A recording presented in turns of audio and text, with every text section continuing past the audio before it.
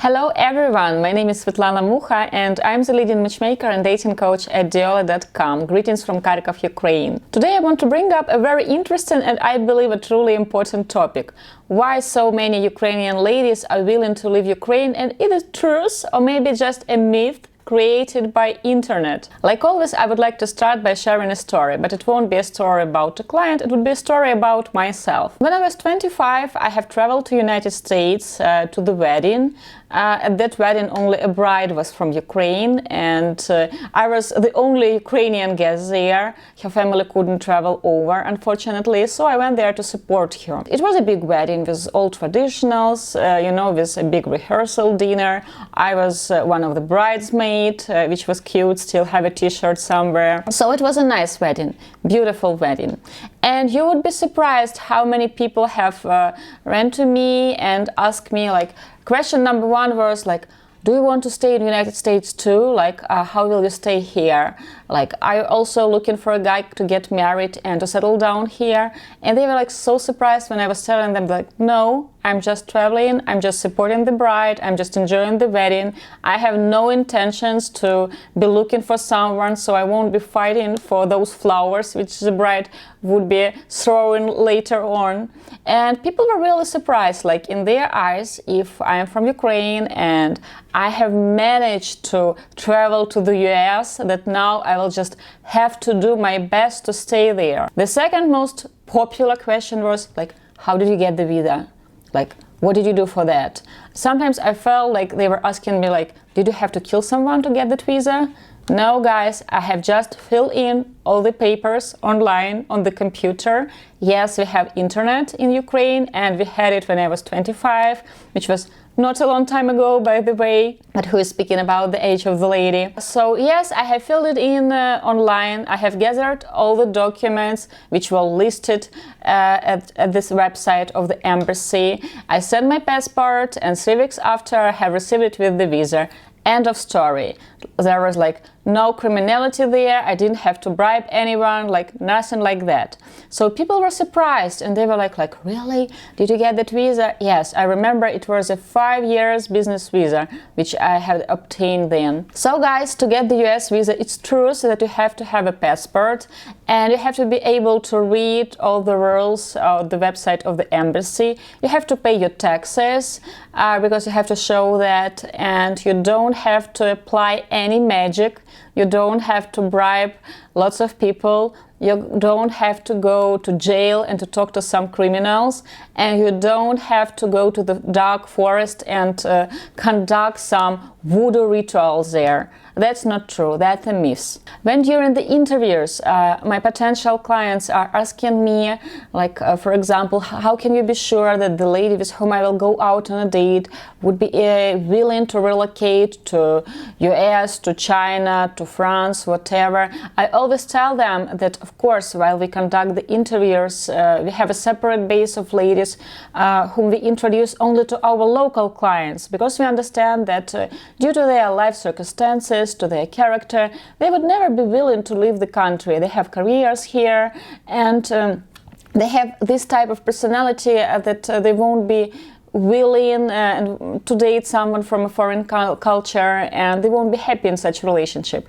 But we have other base of ladies who are open, and trust me, when such ladies enter our office, they don't usually have in mind this idea that, oh, I want to leave Ukraine and to live in Norway, or to live in US, or to live in France. Usually the idea is pretty simple and very female. I want to get married, I want to be happy, I want to have kids, I want to have a husband, I don't want to celebrate Christmas alone again. So like many very human reasons to be willing to consider international dating.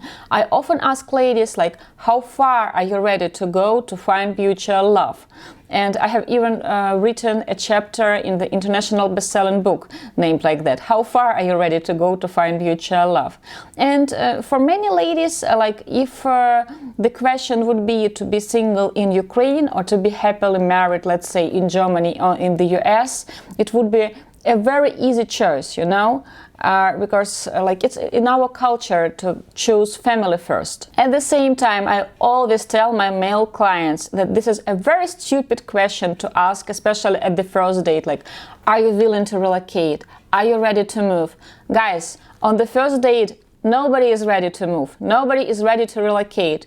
On the first date, a lady in front of you is thinking like, oh, will he ask me out on the second date? Should I say yes? Should I say maybe? What should I do? Or what should I wear on the second date? Like on the first date, it's not normal to be thinking about relocation. I always coach my clients that while you date, while you're starting the dating process, timing is vitally important. So discussing relocation, moving abroad, leaving your favorite job, all your friends on the first date is a losing strategy. First date is about getting to know each other. It's about feeling good vibes and considering going out on the second date. On the first date, the only question you have to ask is like, would you like to go out with me on a second date? And I hope she will say yes. Guys, think about it this way. If you have just had a few dates, let's say like 5 dates, it's way too soon to discuss relocation. It's way too soon to pick up names for your kids. It's really way too soon. But if you have been dating for a while, if you are officially a boyfriend and girlfriend, and Ukrainian ladies, they like to make it official, they like to hear it, that, hey, you are my girlfriend, I am your boyfriend, would you like to be my girlfriend? We even did a video about that. They want to hear that it is official. So once you are official, you are steady, you have discussed it, that it's an exclusive relationship, then you can start discussing relocation and future. Like, do you consider moving from Ukraine? Would you mind to live with me in United States? Because you know, it's one thing to be thinking like living in Ukraine or leaving Ukraine to live, let's say, in United States or in Germany. Probably she will choose living in Ukraine because she has her family and everything here. But once she's choosing among living single life in Ukraine, being with beloved man in United States, you know what? Boom, boom, boom, boom, boom. She will choose relocating, because this means being with you, this means starting a family, this means ending single life and started happy relationship, happy family. So it's all about timing. On the first date, nobody in the sane mind is ready to leave the country, leave everything.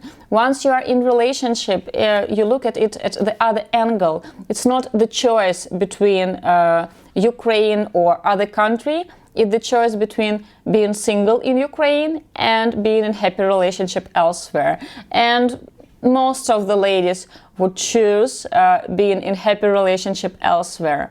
So I hope I have answered your question, and I hope now you don't think that all ladies in Ukraine are dreaming about leaving the country and marrying outside, marrying for green card or elsewhere. Guys, it's so not so. Trust me, I'm interviewing so many ladies every day. I wish you only strong mutual love. Please, please, please, while you consider international dating, make a research. And a research doesn't mean reading a single article in the internet. Read at least 5. Trust your heart, trust your mind. With love, Svetlana Mukha, Diolli.com.